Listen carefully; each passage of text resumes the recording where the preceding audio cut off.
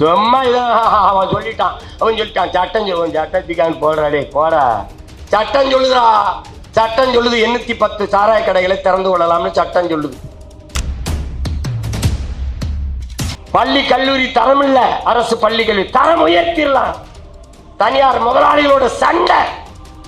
8 கோடி மக்களால் நிறுவப்பட்ட ஒரு அதிகாரத்தால் கொடுக்க முடியாத கல்வியை தனியார் முதலாளி கொடுத்துருவானா?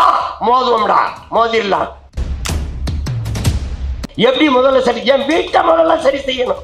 அப்படிதான் அண்ணல் காந்தி சொல்றார், உலகத்தை எப்படிப்பட்ட மாறுதலுக்கு நீ கொண்டு வர நினைக்கிறாயோ அதை உன்னிலிருந்து தொடங்குங்கிறது. எல்லாரும் செய்யும் போது ஏற்றுக்கொண்ட அவன், நாம் செய்யும் போது fascism, separatism, Naxalism, terrorism, anti nationalism எல்லாம் கொண்டு வந்துருவான். எங்கு சென்றாலும் நாம் தமிழர்களாகத்தான் வாழ்றோம். ஈழத் தமிழர்கள் அப்படிதான் சொல்றான், தமிழர்கள் என்றுதான் சொல்றான். மற்ற மாதிரி இங்க வந்தபோது இங்க வந்தால் திராவிடர் ஆய்க்கிறது, இங்க வந்தால் தமிழரா மாறிக்கிறது, இனம் மாற ஈன பழக்கம் இந்த இனத்திற்கு எங்கேயும் இல்லை. கேடுகட்ட பணநாயகத்தை ஒழித்து மாண்புமிக்க ஜனநாயகம் மலர்வதற்கு பாடுபடுவோம்.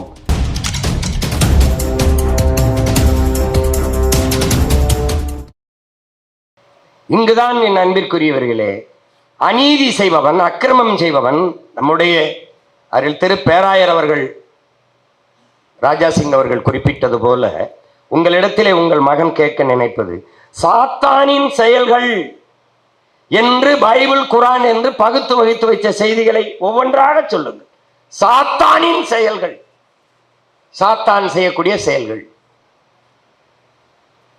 அவர்களே சொல்கிறார் பாருங்கள். இறைமகன் இயேசு இருந்தால் இந்த மது விற்பனைக்கு எதிராக எல்லா மது கடைகளையும் அடித்து நொறுக்கியிருப்பார். அன்பே திரு உருவான அவர் தேவாலய வாசலிலே பொருட்களை வைத்து சந்தைப்படுத்தி வித்துக் கொண்டிருந்த போது சாட்டை எடுத்து அடித்து விரட்டியது இருக்கிறது, நாம் படித்திருக்கிறோம். ஒரு அரசு மதுவை விற்பதை சட்டமாக்கி வைத்திருக்கிறது. 40,000 கோடிக்கு இந்த ஆண்டு அரசு விற்று மது வருவாய் அதை 50,000 கோடியாக உயர்த்துவதற்கு திட்டம் என்று சட்டசபையில் வாதம். நிதியமைச்சர் அறிக்கையில் எதுவும் பொய் இல்லையே, காட்சிகள் இருக்கு. மாவட்ட ஆட்சியர் டாஸ்மாக் கடையில் விற்பனை மேலாளர்களுடைய அவர்களே அழைத்து வச்சு ஒரு இதே மாதிரி ஒரு அரங்கிலே ஒரு சந்திப்பு. இந்த மாவட்டத்தில் டாஸ்மாக் சரக்கு விற்பனை குறைந்திருக்கிறதுக்கு காரணம் என்ன? ஆய்வு. அரசு பள்ளி கல்லூரிகளுக்கு படிக்க வருகிற மாணவர்களின் எண்ணிக்கை குறைந்திருக்கிறது, காரணம் என்ன? எதனால்? அந்த எண்ணிக்கையை கூட்ட, அப்ப கல்வியின் தரத்தை மேம்படுத்த அதற்கான ஒரு ஆய்வு நடந்தால் அந்த சமூகம் எங்கே போகிறது? குடிக்க வருகிற படிக்க வருகிற மாணவர்களின் எண்ணிக்கை குறைகிறது என்று பேசாமல் குடிக்க வருகிற மக்களின் எண்ணிக்கை குறைகிறது, அதை எப்படி சரி செய்யலாம் என்று விவாதம் நடந்தால் நாட்டை எதை நோக்கி நகர்த்துகிறார்கள் என்று அறிவார்ந்த எனது அன்பு சொந்தங்கள் சிந்திச்சு பார்க்கணும். எல்லாரும் இருக்கோம். இறைமகன் இயேசுல இருந்து நபிகள் நாயகத்தில் இருந்து நம்ம முருக பெருமான் 6 வடை எல்லா குன்றில் இருக்கிறவடெல்லாம் குமர இருக்கிறார். மலை ஹீரா மலையில தான் நபிகள் நாயகம் இறையர்களை பெறுகிறார். பல மலை பிரசங்களை இறைமகன் இயேசு செய்திருக்கிறார். எல்லா மலைகளையும் உங்கள் கண்ணு முன்னாடி வெட்டி அறுத்து போகிறார். நான் பேசிய வார்த்தையை மாண்புமிகு நீதியரசர் அப்படியே பதிவு செய்கிறார். நன் பூமி தாயின் மார்பை அறுத்து ரத்தம் குடிக்கிறார்கள் இவர்கள், இந்த பேராசைக்காரர்கள் என்று சொன்னதை அப்படியே பதிவு செய்கிறார். நாளை நம்மிடத்திலே அதிகாரம் வருகிறது. இந்த மண்ணை, இந்த மக்களை, இந்த இயற்கையின் பிள்ளைகள் நாம் பேரன்பு கொண்டு காதலிக்கிற நம்மிடத்திலே அதிகாரம் வந்து விடுகிறது. தண்ணீர் விற்பனைக்கு அல்ல தடை, அது உலக உயிர்களின் உயிர் உடைமை, அது உயிர் தேவை. அண்ணன் ஏர்போர்ட் மூர்த்தி அவர்கள் கூட சொன்னார்கள் பாருங்க, எந்த உயிரினம் நீங்களே பார்க்கலாம் என் அன்பு தம்பி தங்கைகளே, வளைவொலியில ஒரு குரங்கு தரத்தி ஓடுது, அந்த பள்ளிக்கூடத்துக்கு போற பிள்ளையே அது கையில வச்சிருக்க தண்ணி போத்தல கேட்குது. ஒரு பாம்பு, விஷமுள்ள பாம்பு வருது, அது வந்து மயங்கி நிக்குது. அவன் புரிந்து கொண்டு அந்த போத்தலை திறந்து தண்ணீரை கொடுக்கிறான். தண்ணீரை குடித்து விட்டு போகுது. கொத்த வரும் தீண்ட வரும் என்று எண்ணினீர்கள், ஆனால் அது தாகத்தில் நிக்குது. நீங்களே பார்க்கிறீர்கள், மலையில் இருந்துதான் அருவி வந்தது. மலை அடிவாரத்திலே தண்ணி தொட்டியை கட்டி வைக்கிறார்கள் ஆட்சியாளர்கள். எதற்கு? யானை, புலி, சிங்கம், கரடி, காட்டு எருமைகள், ஆடுகள் தண்ணீர் குடிக்க தண்ணி தொட்டியை. காட்சி இருக்கிறது. உடன் பிறந்தார்களே, எவரும் கடந்து மறந்து போக முடியாது. யானை வருகிறது, அந்த தொட்டியிலே கொஞ்சோண்டு தண்ணி இருக்கிறது, கீழ் அளவிற்கு போய்விட்டது. தந்தமேறு தும்பிக்கை இருக்கிறதுனால நீளமான அந்த குழாயை அதை விட்டு தும்பிக்கையில உறிஞ்சி குடிச்சிட்டு போயிருது. பிறகு காட்டு எருமைகள் வருது, தண்ணீரை பார்க்குது, அதால் குடிக்க முடியவில்லை, சுத்தி சுத்தி சுத்தி தவிக்குது.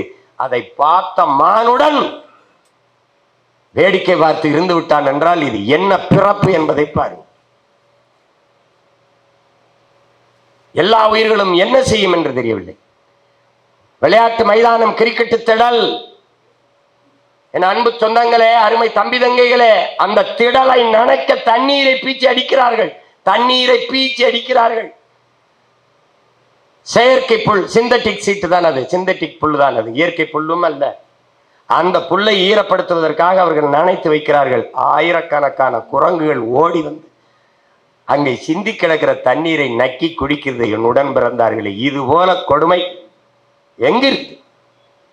மாடெல்லாம் வந்து அந்த பம்பு, அந்த நீர் அரைக்கிற எந்திரத்தில் வந்து இந்த அந்த கம்பை இப்படி தட்டி விடுது. அப்படி போய் விழுந்தோன்னா குடிச்சு திருப்பி வந்து தட்டி இப்படி தண்ணி குடிச்சிட்டால இது மாடும் ஆடும். இவ்வளவு கொடுமைகள் நிகழுது. இதை பற்றி கவலைப்படல. ஏப்ரல் மே மாதங்களில் தண்ணீர் கிடைப்பதில்லை. நம் தாய்மார்கள் வரிசையாக 3 கிலோமீட்டர் 4 கிலோமீட்டருக்கு பானை வைத்துக் கொண்டு நிற்கிறார்கள். ஆனால் வீட்டில் இருந்தபடி அலைபேசியில் அழைத்து சொன்னார், 50 குடுவை 50 கேன் அப்போலோ வேற்று மினரல் வாட்டர் வேண்டும் என்றால் அந்த தண்ணீரை உடனே ஒன்று வந்து முதலாளி தருகிறானே, எப்படி எப்படி என் மக்களுக்கு கிடைக்காத நீர் முதலாளிக்கு எப்படி வருகிறது? எப்படி வருகிறது? தண்ணீரை விற்பனை பண்டமாக்கிய தேசம் எப்படி ஒரு நாடாக இருக்க முடியும்? அறிவை வளர்க்கும் கல்வியும் உயிரை காக்கும் மருத்துவத்தையும் மிக உயர்ந்த வியாபார பொருளாக மாற்றிய நாடு நாடா சுடுகாடா? இந்த நாட்டில் பிறந்ததை தவிர இந்த மக்கள் செய்த பிழை. கல்வி எல்லோருக்கும் போது, மருத்துவம் எல்லோருக்கும் சரியாக சமமாக தரமாக இருந்திருக்கணும். அது ஏன் இல்லை? அரசை நடத்துபவர்களுக்கே உடல்நிலை சரியில்லை என்றால் அரசு மருத்துவமனையில் படுத்து மருத்துவம் செய்து கொள்வதில்லை, தனியார் மருத்துவமனைக்கு போகிறார்கள். காரணம், அரசு மருத்துவமனை தரமாக இல்லை. ஏன் ஏன் இல்லை? அரசை நடத்துபவனுக்கு நோக்கம் இல்லை, ஒண்ணும் இல்லை. அவன் தரங்கட்டு இருக்கிறான். அதனால் அரசு நடத்துகிற எல்லாம் தரங்கட்டு கிடக்கிறது. இதான் இங்க இருக்கிற நிலைமை. இந்த அநீதியை எதிர்த்து தகர்க்க வேண்டாமா? அது துணிய வேண்டாமா? ஒரு தடவைதான் உயிர்.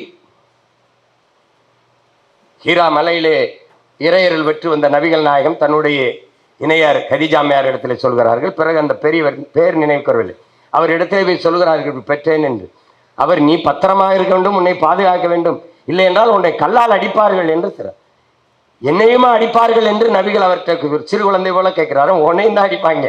ஏன்னா இந்த நாட்டில் இந்த பூமியில் நல்லதை சொல்ல வந்த எல்லாரையும் இப்படி தாண்டா நடத்துவாங்கிறாப்ல. அப்படிதான் இப்ப நம்மளை நடத்திக்கிட்டு இருக்காங்க. நாம பேசுறதெல்லாம் அவனுக்கு பைத்தியக்காரத்தனமா இருக்கும்.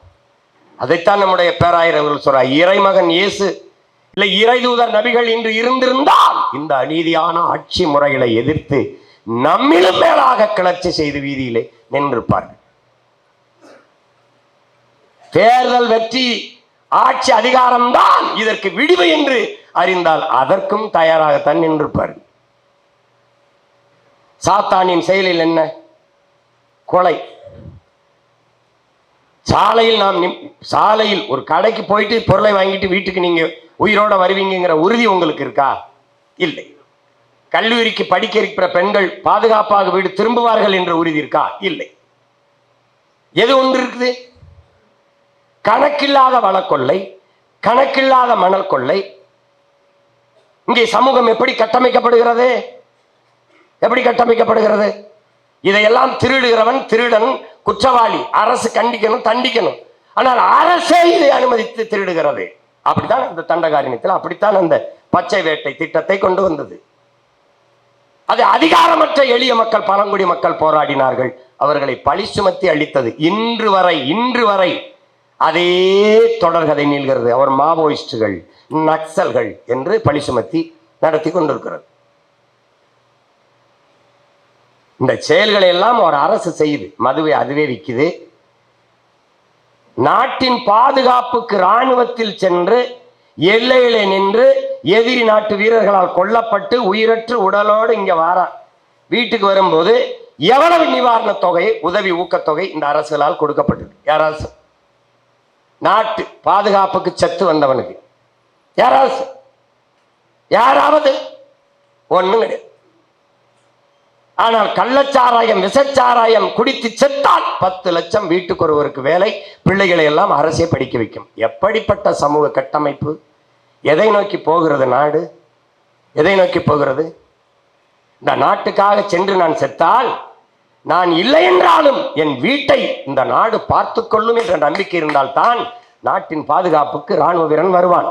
என்னரும் தம்பி தங்கைகளே, என் அருமை சொந்தங்களே, புதிய ராணுவ வீரர்களே இப்போது எவனுமே சேர்வதில்லை. ஏனென்றால் அவனுக்கே பாதுகாப்பு இல்லை. எப்படி இருக்கிறது?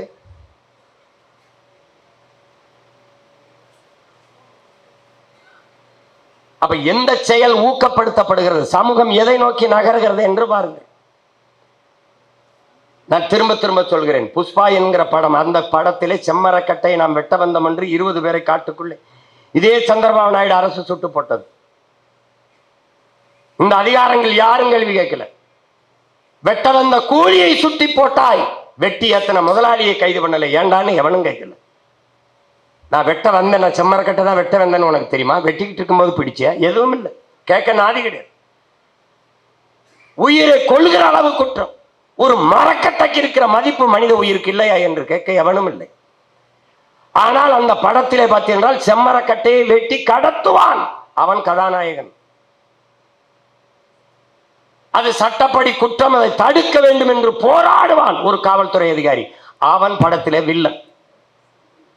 என்ன போட்டு பாருங்க, 2 பதிப்பு வந்தது. 2 பதிப்பிலுமே அவன் போடாத பழக்கம் இல்லை. போயிலே போடுவான், அது பண்ணுவான், அப்படி ஒரு இதா நடந்துக்குருவான். அப்ப நீங்க வேணா போட்டு பாருங்க, சமூகம் எப்படி, இது எவ்வளவு பல ஆயிரம் கோடியை கொட்டி மக்கள் ரசிக்கிறார்கள். சமூக கட்டமைப்பு எப்படி போய்கிட்டு இருக்கு பாரு. ஒரு குற்றவாளி போற்றப்படுகிறான், ஒரு நியாயவாதி தண்டிக்க முடியாம தோத்து போய் தற்கொலை பண்ணி செத்து போறான். கதையில தான் இந்த சமூகத்தில் மலையை வெட்டி குவாரி என்று நறுக்கி கொண்டு போகிறவன் முதலாளி, அங்கீகரிக்கப்படுகிறான். நாடு போற்றக்கூடிய முதலாளி, மண்ணலி விற்கிறவன் முதலாளி, சாராய ஆளை வைத்திருக்கிறவன் நாட்டை ஆளுகிறான். நான் கல்லை இறக்குவது மது என்கிறான். யார்? சாராய ஆலை முதலாளி சொல்கிறான். கல்லு மது என்று சாராய ஆலை முதலாளி சொல்ல. இதுதான் அநீதியின் அன்பு மக்களே. இந்த அநீதியை எதிர்ப்பவன் எவனோ அவன்தான் உண்மையான இறைமகன் இயேசுவின் பிள்ளையாக இருக்க முடியும். நபிகள் நாயகம் அலைஹிஸ்ஸலாம் அவர்களுடைய வாரிசாக இருக்க முடியும். சும்மா அவன் சொல்லிட்டான், சட்டம் சொல்லுவான், சட்டத்துக்கான போடுறாடே போட, சட்டம் சொல்லுதா, சட்டம் சொல்லுது 810 சாராய கடைகளை திறந்து கொள்ளலாம்னு சட்டம் சொல்லுது. நீதிமன்றம் சொல்லுகிறது 840 கடைகளை திறந்து கொள்ளலாம் என்று. ஏற்கிறீர்களா, எதிர்க்கிறீர்களா? கேரளாவில் மலையை வெட்ட தடை. அங்கு கட்டுமான பணிக்கு, அரசு மற்றும் தனியார் கட்டுமான பணிக்கு மணலும் கற்களும் தேவைப்படுது. அதனால் கன்னியாகுமரியில் இருந்து, தமிழ்நாட்டிலிருந்து மலையை வெட்டி எடுத்து செல்ல எங்களுக்கு அனுமதி வேண்டும். யாரு? நீதிமன்றத்தில் வழக்கு. கேரளாவில் வெட்ட ஏன் தடை கேட்கல நீதிபதி. ஏன்னா அவன் அந்த மண்ணின் மகன், அந்த மண்ணை உயிரா நேசிக்கிறவன், அதிகாரத்தில் இருக்கான், அவன் மலையை பாதுகாக்க நினைக்கிறான். கன்னியாகுமரி அதே மேற்கு தொடர்ச்சி மலையின் தொடர்ச்சி தான். வித்து தின்னுட்டான், மொத்த மலையும் காலி பண்ணிட்டான். நீதிபதி சொல்கிறார் 750 வண்டிகள் 8 சக்கர வாகனத்திலே கொண்டு போகலாம் ஒரு நாளைக்கு. அனுமதி கொடுத்திருக்கிறார். என் மலையை வெட்டி எடுத்துட்டு போக நீதிமன்றம் அனுமதிக்கிறது. இந்த நீதியை ஏற்கிறீர்களா, எதிர்க்கிறீர்களா? நாளை நம்மிடத்திலே அதிகாரம். என் அன்பு மக்களே, காடுகளை வெட்டி அழித்து விட்டார்கள், நட்டு வளர்த்து விடலாம். நீரை உறிஞ்சி வித்து விட்டார்கள். தடுத்து தேக்கி விடலாம். எண்ணற்ற நீர்த்தேக்கங்கள். தண்ணீரின் தேவையில் தண்ணீரை அடைந்து விடலாம். 950 மில்லிமீட்டர் மழை பெய்து 4000 டிஎம்சி நமக்கு இருக்கு. அதை சேமிச்சால போது எவன் டைம் போய் ஒரு சொட்டு தண்ணிக்கு கைகட்டி நிற்க வேண்டிய அவசியம் இல்லை. செஞ்சிடலாம். பள்ளி கல்லூரி தரம் இல்ல, அரசு பள்ளி கல்லூரி தரம் உயர்த்திடலாம். தனியார் முதலாளிகளோட சண்டை. 8 கோடி மக்களால் நிறுவப்பட்ட ஒரு அதிகாரத்தால் கொடுக்க முடியாத கல்வியை தனியார் முதலாளி கொடுத்துருவானா? மோதுவோம்டா, மோதிடலாம். 8 கோடி மக்களால் நிறுவப்பட்ட அதிகாரத்தால் கொடுக்க முடியாத உயிர் காக்கும் மருத்துவத்தை ஒரு தனியார் முதலாளி கொடுத்துட முடியுதா? பார்த்துருவோம், கொடுத்துடலாம். சாலையை சரி செய்து விடலாம். சட்டம் ஒழுங்கை சீரமைத்து விடலாம். ஒரு பய போதைப் பொருள் வித்தான், கஞ்சா வித்தான், அது பண்ணான், தொட்டான், பொம்பளை தூக்கிடலாம். ஆனால் எதன் பொருட்டும் எவராலும் சரி செய்ய முடியாத ஒன்று, நம்மால் மலையை மணலை மறுபடி உருவாக்க முடியாது. என் அழுகையால், என் தொழுகையால், என் ஜபத்தால், என் வழிபாட்டால் எதன் பொருட்டும் அரை அங்குலம் மலையை என்னால் உருவாக்க முடியாது.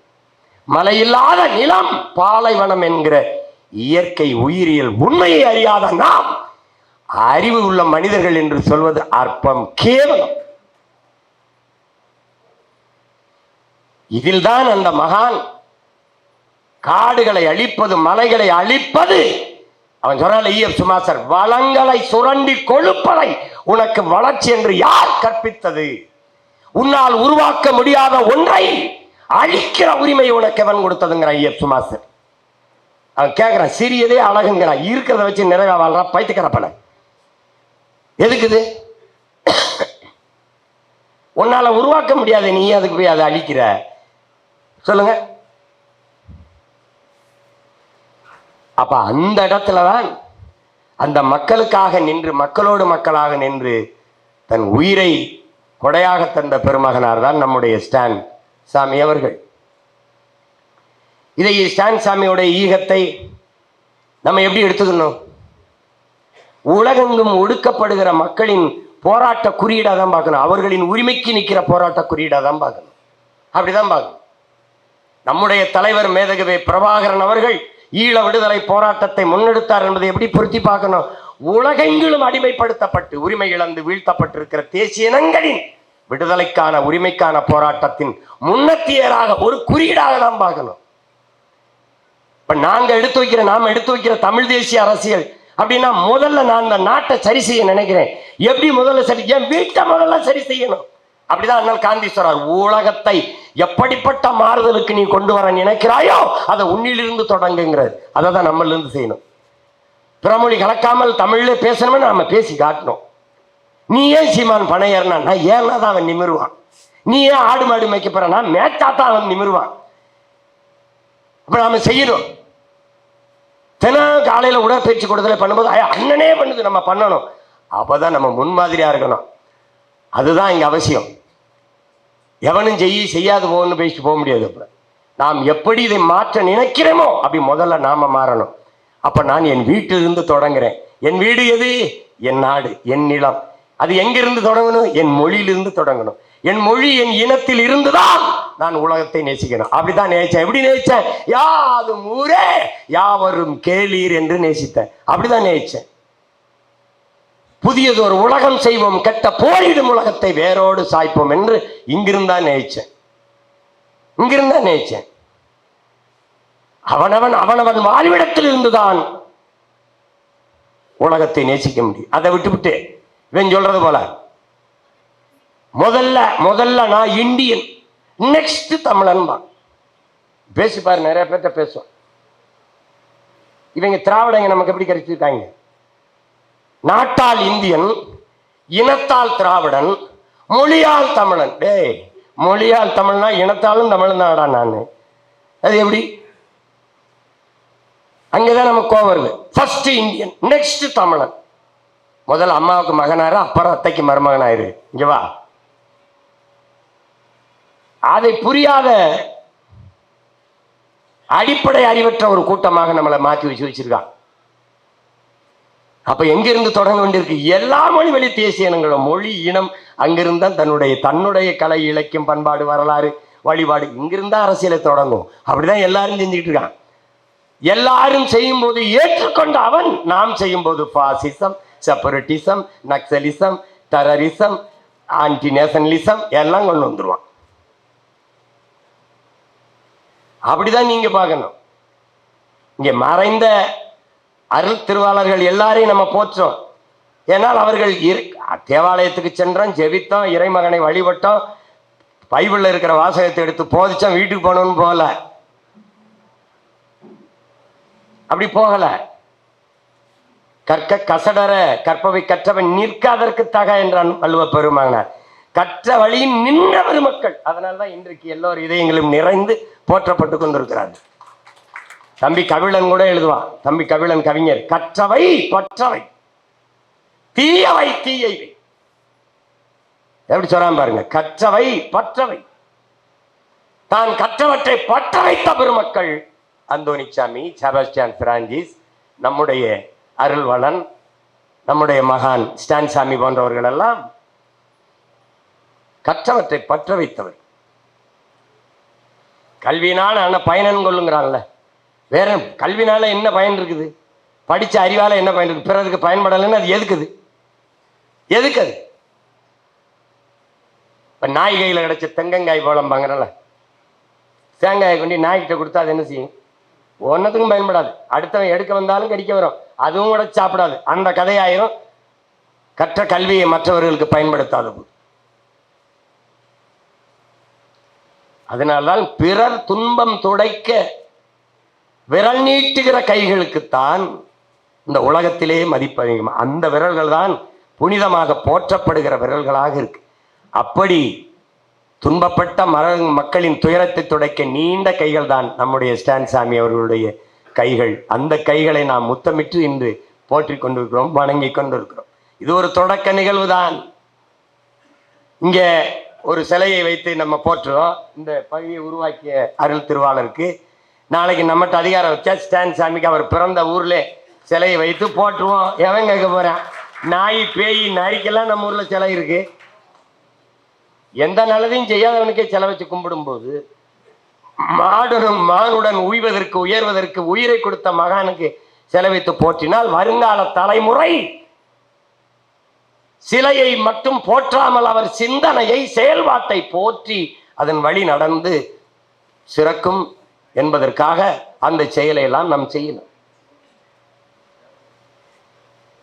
அப்படி சாத்தானின் செயல்கள் எதுவெல்லாம் இருக்கிறதோ அதையெல்லாம் இந்த அதிகாரங்கள் செய்து கொண்டு இருக்கிறது. அந்த அதிகாரத்தை நிறுவுவதற்கு அவர்களுக்கே நம்முடைய பேராயர் பெருமகன் சொன்னது போல வாக்குக்கு காசை வாங்கி கொண்டு விற்கிறோம். பாபா சாஹிப் அண்ணல் அம்பேத்கர் அவர்கள் மதிப்புமிக்க உரிமையை சில ரொட்டி தொண்டுகளுக்காக விற்பதென்பது உலகில் அவமானகரமானது என்கிறார். அவர் காலத்திலே காசு கொடுக்க ஆரம்பிச்சிருக்காங்க. அதனாலதான் இந்த மதிப்புமிக்க உரிமையை இந்த 5க்கும் 10க்கு விற்கிற கொடுமையை நிறுத்துங்கிறது. அப்படி தொடர்ந்து இந்த அநீதியை இழக்கிற தீய ஆட்சி முறைக்கு தொடர்ந்து வாக்கு செலுத்தி வலிமை சேர்ப்பது என்பதும் சாத்தானுக்கு நாம் செய்கிற ஊழியமாகத்தான் நிற்கும் என்பதை அறிவார்ந்த தமிழ்ச்சம மக்கள், என்னரும் இறை மக்கள் கவனத்திலே வைத்துக் கொள்ள வேண்டும். நீங்களே எடுத்து பாருங்க, பைபிள் குரானை படிச்சு பாருங்க. சாத்தானின் செயல் எதாவது இருக்கோ அதெல்லாம் இந்த அரசு, இந்த சாத்தான்கள் செய்தா இல்லையான்னு மட்டும் பாருங்க. சாத்தான் குலத்திலையும் செய்யும், இங்கேயும் செய்யும், எங்கேயும் செய்யும், எல்லா ஊர்லையும் செய்யும். வெளிப்படையாகவே அநீதிகளால் கட்டமைக்கப்பட்ட சமூகத்தை தகர்த்து முற்றுமுழுதாக புதிய சமூகம் படைப்பதற்கு பேர்தான் புரட்சி என்று மாவீரன் பகத்சிங் நமக்கு கற்பிக்கிறார். அப்படி வெளிப்படையாகவே அநீதிகளால் கட்டமைக்கப்பட்ட சமூகமாக இது மாறி நிற்கிறது. இதை தகர்க்க வேண்டும். தீய ஆட்சி முறையை ஒழித்து தூய ஆட்சி முறையை மலரச் செய்ய வேண்டும். இல்லை என்றால் அங்கொன்றும் இங்கொன்றுமாக தோன்றுகிற அரிதினும் அரிதான மனித புனிதர்கள் கொல்லப்படுவார்கள். அப்படி கொல்லப்பட்ட மனித புனிதர் தான் சிறைக்குள்ளே வைத்து கொன்றார்கள் என்றுதான் சொல்ல வேண்டும். அவர் மீது சுமத்தப்பட்ட எந்த குற்றச்சாட்டையாவது இந்த அதிகாரம் நிரூபித்திருக்கிறதா? இல்லை. அநியாயமாக ஒரு நல்லவரை கொண்டிருக்கிறது என்று யாராவது நாட்டு மக்கள் துடித்திருக்கிறார்கள்? இல்லை. நம் சபையவர்களாவது வெகுண்டு எழுந்தார்களா? இல்லை. இதிலிருந்து என்ன தெரியுது என்றால், நமக்கென்று பேச, குரல் எழுப்ப, நமக்கென்று ஆதரவு கை நீட்ட, யாருமற்ற நிலையில் தனித்து விடப்பட்ட தேசியனத்தின் மக்கள் என்று எம்முயிர் தலைவன் பிரபாகரன் சொன்னதுதான் இங்கே உண்மை என்று நமக்கு தெரியும். இங்கே பேசிய என் தங்கை கூட கோபப்பட்டார். சிறுபான்மை என்பதை நாம் சகித்துக் கொண்டோம். எனக்கு முன்பு இதற்கு எதிராக கிளர்ச்சி செய்தவன் எங்கள் உயிர் அண்ணன் பழனி பாபா அவர்கள். நீங்கள் சாதி மதங்களாக பிளந்து பிரிந்து நின்றீர்கள் என்றால் தனிமைப்படுத்தப்படுவீர்கள், அச்சுறுத்தப்படுவீர்கள். மொழி இனமாக நின்றீர்கள் என்றால் வலிமை பெறுவீர்கள், பாதுகாப்பாக வாழ்வீர்கள் என்றார். நான் தமிழன், இஸ்லாத்தை ஏற்றிருக்கிறேன். ஓர் ஏக இறைவன் அல்லாஹ்வை ஏற்று நபி மொழி அதை வழியாக ஏற்று பயணிக்கிறேன். என் மார்க்கம் இஸ்லாம், ஆனால் என் மொழி தமிழ், என் இனம், நான் தமிழன். நான் கிறிஸ்தவத்தை ஏற்றிருக்கிறேன். நான் கிறிஸ்தவன், தமிழனாகவில்லை, தமிழன். நான் கிறிஸ்தவத்தை ஏற்றிருக்கிறேன். இந்த புரிதல் தான் என்னரும் இறை சொந்தங்களுக்கு இருக்கணும். என சமயங்கள் மாறிக்கொள்ளக்கூடியது, ஆனால் மொழியும் இனமும் மாறிக்கொள்ளவே முடியாதது. இது உலகெங்கிலும் இருக்கிற வரலாறு. நமக்கு மட்டும் புது விதி ஒன்றும் இல்லை. எங்கிருந்தோ வந்தவன் நம்மளை சிறுபான்மை, நீங்க ஆமா சிறுபான்மை, நம்மிடத்திலே எடுத்து வாதத்தை வைப்பார்கள். சிறுபான்மை என்றால் சலுகைகள் கிடைக்கிறது என்று. இது எந்த மாதிரி கொடுமை மனநிலை? நமக்கு வேண்டியது உரிமை, சலுகை அல்ல. நாம் இந்த மண்ணின் குடிகள், இந்த நிலம் நம்முடையது. நமக்கு வேண்டியது இந்த நிலத்தில் நமக்கான உரிமை, சலுகை அல்ல. இலவசம், போனஸ், மானியம், சலுகை பெறுவதற்கு நாம் ஒன்றும் அடிமை கூட்டம் அல்ல, பிச்சைக்காரர்கள் அல்ல. இந்த மண்ணில் பிறந்த மக்கள், பூர்வீக குடிகள், நாடு நம்முடையது. சார்ந்து இருக்கிற மதத்தின் எண்ணிக்கை வேணால் குறைய இருக்கலாம், ஆனால் மொழி இனத்தின் எண்ணிக்கையில் நாம் எவ்வளவு இனம்? உலகெங்கும் 13 கோடி மக்கள் தொகை கொண்ட பெருத்த மூத்த தமிழ் தேசிய இனத்தின் மக்கள் நாம். யாரு மதத்தை வச்சு மானுடனை கணக்கெடுக்கிறா? பிரான்ஸுக்கு போனீங்கன்னா ஐ ஆம் கிறிஸ்டின் அப்படின்னு கை கொடுக்குறானா? பிரிட்டனுக்கு போனா ஐ ஆம் கிறிஸ்டின் என்று கை கொடுக்குறானா? ஐ ஆம் பிரிட்டன் என்றாவது கை கொடுக்குறானா? ஐ ஆம் பிரான்ஸ் என்று கை கொடுக்குறானா? ஐ ஆம் பிரெஞ்சு அப்படின்னு தான் கை கொடுப்பான். வேணா போய் பாரு. பிரிட்டனுக்கு போ, ஐ ஆம் பிரிட்டிஷ் கிடையாது, ஐ ஆம் இங்கிலீஷ் அப்படிதான் பேசுவான். அதேதான் நமக்கும். நாம் இஸ்லாமியன், நான் கிறிஸ்தவன், நான் இந்து அல்ல, நான் தமிழன். அப்படிதான் நம்ம அடையாளம். அதான் நம்ம அடையாளம். நாடை இழந்து ஏதிலிகளாக உலகெங்கும் பரவி வாழுகிறோம். எங்கு சென்றாலும் நாம் தமிழர்களாகத்தான் வாழ்றோம். ஈழத் தமிழர்கள் அப்படிதான் சொல்றான், தமிழர்கள் என்றுதான் சொல்றான். மற்ற மாதிரி இங்க வந்தபோது, இங்க வந்தால் திராவிடர் ஆய்க்கிறது, இங்க வந்தால் தமிழரா மாறிக்கிறது. இனம் மாற ஈன பழக்கம் இந்த இனத்திற்கு எங்கே இல்லை. நான் உரிமை இழந்த அடிமையாக வாழும் போதும் சரி, உரிமை பெற்று சுதந்திரமாக வாழும் போதும் சரி, தமிழனாகத்தான் நான் இருந்திருக்கிறேன். இதைத்தான் எங்கு பிறப்பினும் தமிழன் தமிழனே, எங்கு பிறப்பினும் அயலால் என்று புரட்சி பாவலர் முழங்க காரணம் அதுதான். அதனால என் அன்பு மக்கள், தமிழன் பெருமைக்குரியவன். காரணம், தமிழ் பெருங்குடியில் பிறந்ததனாலே பெருமைக்குரியவன். கிறிஸ்தவம் நாம் ஏற்றிருக்கிற சமயம், இஸ்லாம் நாம் ஏற்றிருக்கிற மார்க்கம். ஆனால் பிறப்பிலிருந்து இறப்பு வரை நாங்கள் தமிழர்கள் என்ற தேசிய இன உணர்வு பெற்று எழும்போதுதான் இந்த நிலத்தில் தமிழர் பேரினம் ஆன்மா விழிப்புறும், அரசியல் வலிமை பெறும், அதிகாரம் கைக்கு வரும். இதை விட்டால் வேறு வழி கிடையாது.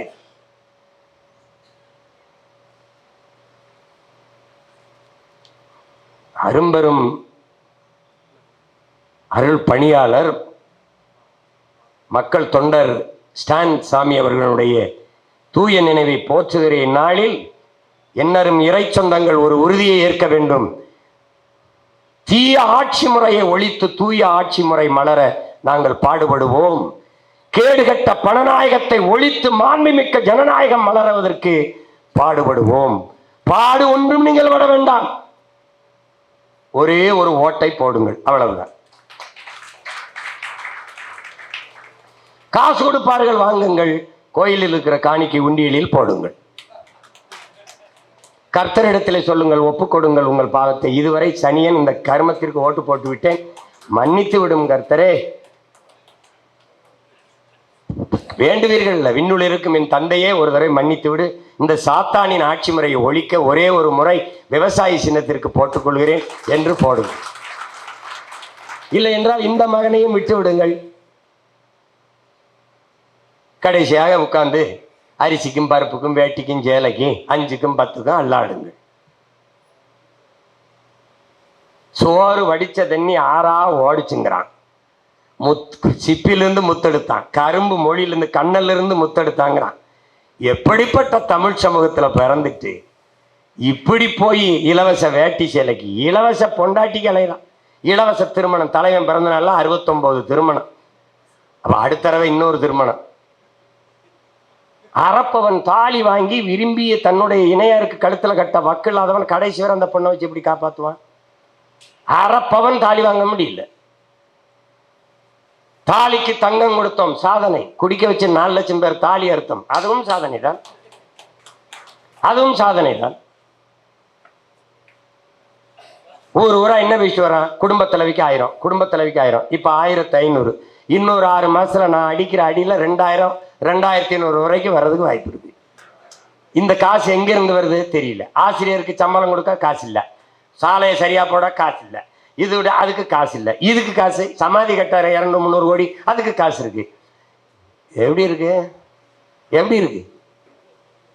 10 லட்சம் கோடி கடன், 10 லட்சம் கோடி கடனை வாங்கி சாலை சரியா கொடுத்தோம், கல்வியை சரியா கொடுத்தோம், மருத்துவத்தை தரமா கொடுத்தோம், தூய குடிநீரை மக்களுக்கு விநியோகம் பண்ணார். ஒரு திட்டம் கிடையாது. தடையற்ற மின்சாரம் கொடுத்தோம், ஒன்றும் கிடையாது. எனவே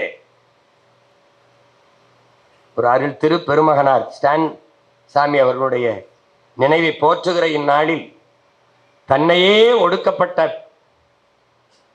உரிமை பறிக்கப்பட்ட மக்களின் வாழ்வுக்காக அர்ப்பணித்த அந்த பெருமகனாரின் நினைவை போற்றுகிற இந்நாளில் என் அன்பிற்குரிய இறை மக்கள், இங்கே கூடியிருக்கிற இனமான சொந்தங்கள் எல்லோரும் சேர்ந்து ஒரு நல்ல அரசியல் உருவாக, ஒரு நல்ல ஆட்சி மலர அரும்பாடு ஆற்றுவோம் என்கிற உறுதியை அருமை பெருமகன் ஐயா ஸ்டான் சாமி அவர்களுடைய நினைவை போற்றி உறுதியேற்போம். விழாவிலே பங்கேற்று மதிப்புரை தந்த எல்லா பெருமக்களுக்கும் என்னுடைய அன்பும் வணக்கமும்